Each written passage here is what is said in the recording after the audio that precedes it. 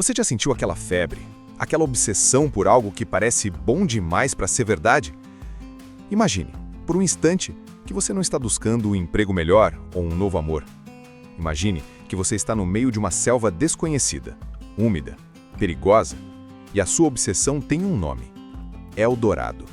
Uma cidade inteira, com ruas, templos e palácios, não apenas decorada, mas feita de ouro maciço. Essa não é apenas uma lenda para dormir. Foi a força que moveu impérios, destruiu vidas e reescreveu a história de um continente. E se eu te dissesse que a verdade por trás dessa lenda é muito mais estranha, trágica e fascinante do que qualquer cidade dourada? A história que você acha que conhece sobre Eldorado está errada. E o que a ciência descobriu recentemente na Amazônia pode mudar tudo o que pensávamos saber sobre as civilizações perdidas. Fique comigo, porque a verdadeira riqueza desta história não é o ouro, mas o segredo que ele guardava. A palavra Eldorado evoca imagens de riqueza inimaginável, um sonho dourado, escondido no coração verde e pulsante da América do Sul. Para a Europa do século XVI e XVII, recém-saída da Idade Média e faminta por recursos, essa lenda era mais do que uma história, era uma promessa. Uma promessa que levou milhares de homens a abandonar tudo, família, fortuna, segurança, para mergulhar no desconhecido. Eles buscavam uma cidade, mas o que encontraram foi um labirinto de rios traiçoeiros, doenças desconhecidas, fome e uma loucura alimentada pela própria cobiça. Neste vídeo, nós vamos fazer uma jornada profunda e sem filtros por essa obsessão. Não vamos apenas recontar a lenda, vamos dissecá-la. Começaremos descobrindo a origem surpreendente do mito, um evento real, um ritual sagrado que foi terrivelmente mal interpretado pela mente gananciosa dos conquistadores. Depois, vamos seguir os passos das expedições mais famosas e trágicas, sentindo na pele o desespero de homens como Gonzalo Pizarro e a ambição de Sir Walter Raleigh, que apostou sua vida e sua cabeça nessa busca. E no final, chegaremos ao século XXI. Armados com tecnologia que os exploradores antigos não poderiam nem sonhar, vamos descobrir o que a arqueologia moderna revelou sobre as árvores da Amazônia. A resposta para o mistério de Eldorado existe, mas ela não está nem onde, nem na forma que todos esperavam. Prepare-se, porque a caça ao tesouro está prestes a começar. Para entender a loucura que se seguiu, precisamos primeiro apagar da mente a imagem de uma cidade de ouro. O Eldorado original não era um lugar, era uma pessoa. Nossa história começa bem longe da vasta e impenetrável selva amazônica, nas terras altas e frias do que hoje é a Colômbia. Ali vivia o povo Muisca, uma civilização avançada e profundamente espiritual. Eles possuíam ouro, muito ouro. Mas para eles, o ouro não tinha o valor monetário que os europeus lhe davam. Não era um símbolo de poder econômico, mas um condutor para o sagrado. O ouro era o suor do sol, um material divino, perfeito para se comunicar com os deuses. E a cerimônia mais importante dos Muiscas envolvia seu novo líder, o Zipa. Quando um novo rei ascendia ao trono, ele passava por um ritual de iniciação espetacular no Lago Guatavita, um lago circular de origem misteriosa, considerado por eles uma porta para o mundo espiritual. Pense na cena. O futuro rei, despido, tinha o seu corpo inteiro coberto com uma fina camada de resina pegajosa e em seguida era banhado em pó de ouro. Ele se tornava, literalmente, Eldorado, o Homem Dourado. Brilhando sobre o sol andino, ele era levado em uma balsa para o centro do lago, acompanhado por seus sacerdotes. Enquanto a multidão o observava em silêncio reverente, das margens, ele e seus assistentes jogavam oferendas preciosas nas águas escuras, esmeraldas, cerâmicas e, claro, incontáveis objetos de ouro. O clímax era o próprio Homem Dourado mergulhando no lago, lavando o pó de ouro do seu corpo como uma oferenda final e suprema aos deuses que viviam nas profundezas. Essa era a verdade, um ritual de posse, uma demonstração de fé, uma renovação do ciclo cósmico. Era um evento periódico, não um estado permanente. Não havia uma cidade, não havia um rei permanentemente coberto de ouro. Havia apenas um homem, um lago e um momento sagrado. Mas como essa cerimônia, tão específica e localizada, se transformou na maior caça ao tesouro da história a milhares de quilômetros de distância?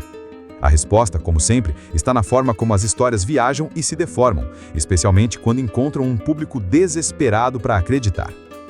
Quando os primeiros conquistadores espanhóis como Gonçalo Jiménez de Quesada chegaram à região dos Muisca, por volta de 1537, eles subjugaram o povo e saquearam suas riquezas. E claro, ouviram os relatos sobre a cerimônia do lago. Para a mente de um espanhol do século XVI, que via o ouro como o objetivo final da vida, a ideia de jogar voluntariamente o metal precioso num lago era incompreensível. Insanidade. A única explicação lógica para eles era que deveria haver tanto ouro naquela terra que ele se tornara banal. A história do Homem Dourado começou a se espalhar como fogo em palha seca nos acampamentos e cidades coloniais da América do Sul. E a cada vez que era contada, ela crescia. O Homem Dourado se tornou um rei que se cobria de ouro todos os dias. O ritual no lago se tornou a prova de uma fonte inesgotável. E a localização, essa era a parte mais maleável da lenda. Os espanhóis já haviam encontrado e conquistado 2 impérios fabulosamente ricos, o Azteca no México e o Inca no Peru. Para eles, a existência de um terceiro grande império dourado não só era possível, como provável. A lógica era simples. Se encontramos 2, por que não 3? A vasta e inexplorada bacia amazônica, um enorme espaço em branco no mapa, tornou-se a tela perfeita para projetar essa fantasia. A lenda de Eldorado migrou dos Andes colombianos e se instalou no coração da selva. A história se fundiu com outros mitos indígenas sobre cidades perdidas e reinos na floresta. O Rei Dourado agora precisava de uma capital. E assim nasceu a cidade de Manoa, onde os telhados eram de ouro, as ruas eram pavimentadas com o material mais cobiçado do mundo. Eldorado havia se transformado de um homem em um lugar, de um ritual em um destino, de uma verdade espiritual em uma mentira geográfica, uma mentira mortal. A promessa de Eldorado era irresistível, e as tentativas de encontrá-lo se tornaram uma das páginas mais sombras e desesperadas da história da exploração. Vamos focar em 2 expedições que encapsulam perfeitamente essa mistura de ambição, desastre e ironia. A primeira delas é de Gonzalo Pizarro, em 1541. Irmão do conquistador do Peru, Francisco Pizarro, Gonzalo era a própria imagem do conquistador ambicioso. Ele montou uma das maiores expedições já vistas no Novo Mundo. Partindo de Quito, no Equador, ele liderou mais de 200 espanhóis, 4.000 indígenas usados como carregadores e escravos, milhares de porcos, lhamas e cães. Era uma cidade em movimento, marchando para o inferno verde. A realidade da Amazônia os atingiu como um soco. As chuvas torrenciais nunca paravam, suas roupas apodreciam em seus corpos, os animais morriam, a comida acabou. Eles foram reduzidos a comer os seus próprios cães e cavalos. E depois, raízes e folhas desconhecidas, muitas delas tóxicas.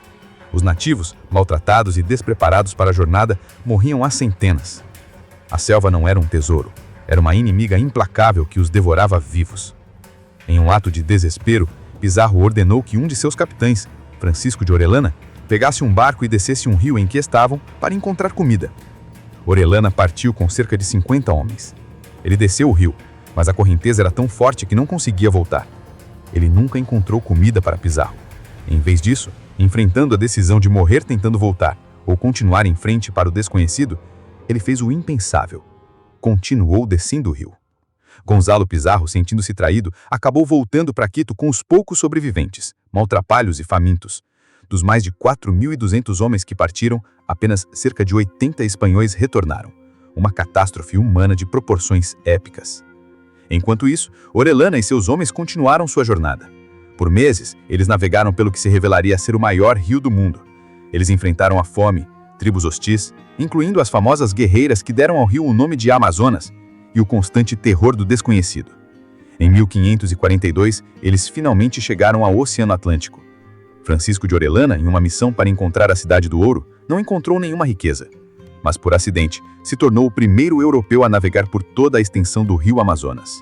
Uma das maiores façanhas de exploração da história, nascida do fracasso de uma busca por um mito. Essa ironia do destino é impressionante, não é? Um homem busca um sonho de ouro e, no processo, revela uma das maiores maravilhas geográficas do planeta. Se histórias como essa, que desafiam o que aprendemos e mostram as reviravoltas inesperadas da história, te interessam, considere se inscrever no canal. Assim, você não perde a nossa próxima investigação sobre os grandes mistérios do passado. A febre de Eldorado não era exclusiva dos espanhóis. Do outro lado do Atlântico, na Inglaterra, um homem igualmente carismático e obcecado pegou o bastão. Sir Walter Raleigh. Poeta, explorador e favorito da rainha Elizabeth I, Raleigh via em Eldorado a chance de enriquecer a coroa inglesa e a si mesmo. Ele acreditava que a cidade, que ele chamava de Manoa, ficava na região das Guianas. Em 1595, ele liderou sua própria expedição. Ele foi mais metódico que os espanhóis, tratando melhor os povos indígenas para conseguir informações, mas o resultado foi o mesmo. Ele explorou o rio Orinoco, encontrou algumas amostras de ouro, mas nenhuma cidade. Ele voltou para a Inglaterra de mãos vazias, mas escreveu um livro chamado A Descoberta do Grande, Rico e Belo Império da Guiana, que, apesar do fracasso da viagem, se tornou um best-seller e manteve a lenda viva na imaginação europeia. A obsessão de Raleigh com Eldorado acabaria por custar-lhe a vida. Anos mais tarde, já sob o reinado de James I e em desgraça política, ele convenceu o rei a deixá-lo fazer uma última viagem para encontrar o ouro, com a condição de não entrar em conflito com os espanhóis. A expedição foi um desastre. Seu filho foi morto em uma escaramuça com os espanhóis e ele não encontrou ouro algum. Ao retornar à Inglaterra, o rei, pressionado pela Espanha, cumpriu sua promessa. Sir Walter Raleigh foi executado em 1618. Sua busca por uma cidade de ouro o levou diretamente ao cadafalso. Essas são apenas duas de dezenas de expedições. Homens como Lope de Aguirre, cuja busca se transformou em uma espiral de tirania e assassinato, ficando conhecido como a ira de Deus, mostraram como a febre do ouro podia corromper a alma humana. Por mais de 200 anos, a lenda de Eldorado funcionou como um buraco negro, sugando vidas, fortunas e sanidade para o coração da selva. E nunca entregou nada além de morte e desilusão. Por séculos, a história parecia ter um veredito claro. Eldorado era um mito, uma fantasia, e a Amazônia era vista como um paraíso falsificado. Uma terra verde e exuberante, mas com solos pobres, incapaz de sustentar grandes populações ou sociedades complexas como as dos Incas ou Astecas. A falha em encontrar Eldorado era vista como a prova final de que a Amazônia era, em grande parte, um vazio demográfico antes da chegada dos europeus. E se essa conclusão também estivesse errada? Entramos no século XXI. A tecnologia nos deu ferramentas que Raleigh e Pizarro considerariam magia. Uma delas, em particular, mudou o jogo: o LIDAR. É uma tecnologia de sensoriamento remoto que usa pulsos de laser disparados de um avião ou drone. Esses lasers conseguem ver através da densa copa das árvores e mapear o solo abaixo com precisão incrível. E o que o LIDAR começou a revelar na última década é simplesmente revolucionário. Em regiões da Amazônia que antes se pensava serem virgens, como nos Llanos de Morros, na Bolívia, e mais recentemente no Vale do Upano, no Equador, os arqueólogos encontraram cidades. Não cidades de ouro, mas algo talvez ainda mais impressionante. Redes complexas de assentamentos, conectados por estradas retas e elevadas que se estendem por quilômetros, praças, plataformas cerimoniais, montes residenciais e sistemas agrícolas e de gestão de água incrivelmente sofisticados. Estamos falando de urbanismo pré-hispânico em uma escala nunca antes imaginada para a Amazônia. As cidades no Vale do Upano, por exemplo, foram ocupadas por mais de 1000 anos, e seu pico de desenvolvimento ocorreu muito antes da chegada dos europeus. Elas já eram antigas quando Pizarro começou a sua busca. E aqui está o plot twist final e mais profundo da nossa história. Os conquistadores estavam, em certo sentido, no lugar certo, mas procurando pela coisa errada. Obcecados pelo brilho do ouro, eles eram completamente cegos para a verdadeira maravilha que estava, literalmente, sobre os seus pés. As histórias que Orellana ouviu durante sua descida do Amazonas sobre grandes cidades e sociedades no interior da floresta, que foram descartadas como mentiras ou exageros, podem ter sido ecos, memórias distorcidas dessas cidades de terra e madeira que realmente existiram. A lenda de Eldorado não era uma invenção completa do nada. Era uma fusão de duas verdades: o ritual real do homem dourado, dos Muisca, e a existência real de grandes e complexas sociedades na Amazônia. A ganância europeia pegou esses dois fatos, os misturou e os cobriu com uma camada de ouro fantasiosa. Eles procuravam uma cidade feita de ouro, e por isso não viram as cidades feitas de terra. Eles procuravam por riqueza material e ignoraram a riqueza cultural e histórica que estavam dizimando com suas doenças e violência. Então, o que é Eldorado no final das contas? Começamos nossa jornada com a imagem de uma metrópole dourada. Descobrimos que sua semente era um homem coberto de pó de ouro em um ritual sagrado. Seguimos a transformação dessa verdade em uma lenda que alimentou a cobiça de um continente e levou homens à grandeza acidental e à ruína trágica.